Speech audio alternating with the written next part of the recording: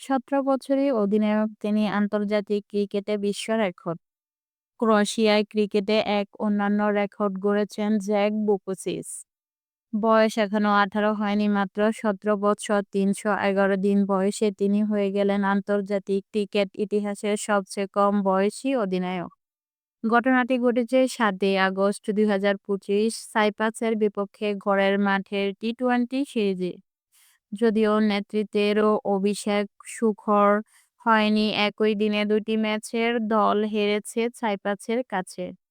এর আগে এই রেকর্ড ছিল ফ্রান্সের নোমান আমজাদের দখলে, যিনি ২০২২ সালের জুলাইয়ে ১৮ বছর ২৪ দিন বয়সে চেক প্রজাতন্ত্রের বিপক্ষে ফ্রান্সকে নেতৃত্ব দিয়েছিলেন।